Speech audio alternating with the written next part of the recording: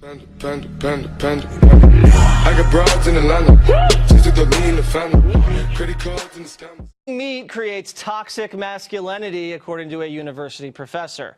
Eating meat is bad for you, it's bad for the country, and it reinforces gender stereotypes, apparently. Yeah. But it tastes so good. Joining me now, Dr. D'Alessio Parson. Okay, doctor.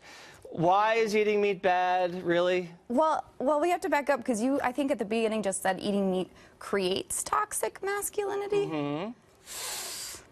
The toxic masculinity is already there. It's already there. Does eating meat make toxic masculinity worse?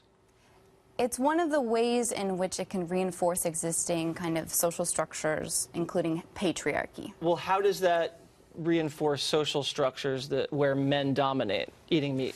Yeah, it's really complicated. We'll break it down for a... How about this, though? You said we had 4 or 5 minutes, right? Just keep it simple. How does eating meat make the genders unequal?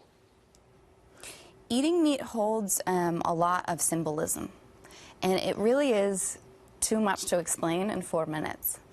But it has to do with the fact that our individual level decisions, the things we decide to do as individuals, what we consume, what we put on our bodies, the things we buy and put in our households, are fundamentally political acts. Okay. Right? The personal is political. Okay. So I'm having a steak right now because I'm starving. I hear you. I wish I could have half of that, but this doesn't look vegan, and I'm trying to be vegan. You're a vegan? It's really hard because, I don't know if I told you, I'm from Wisconsin. Okay.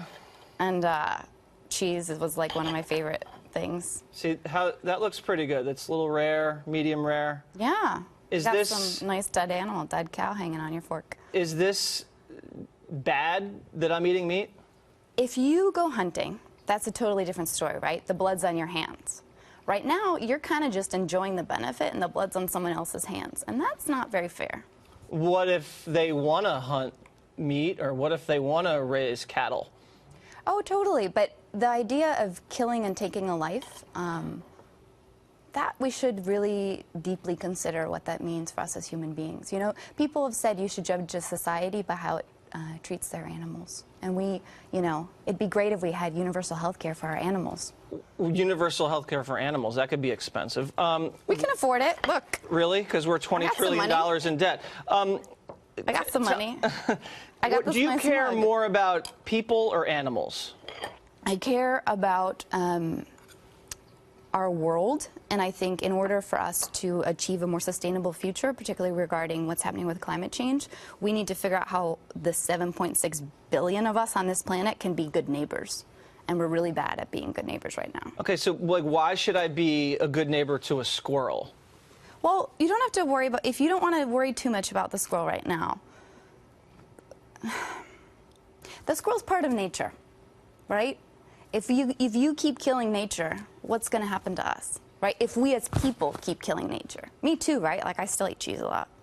It's not like something that's going to be perfect. We're never going to be perfect at it. But what if you're just hungry and the animals are there for us to enjoy for dinner, for lunch, God said for breakfast? So. Did God tell you that? Well, I mean, why would they taste so good if we weren't supposed to eat them? Sugar tastes good. Yeah, I eat sugar too. Obesity, diabetes. Well, I mean, I have some sugar, but... I mean, you clearly have a lot... I don't just pour sugar down my throat. You clearly have some things around, like, who you are that protect you, and, like, especially a lot of, I think, financial resources to, like, do things like buy really expensive steaks. Okay. So that's also part of the problem, is that some people are really taking up more than their fair share of, plate.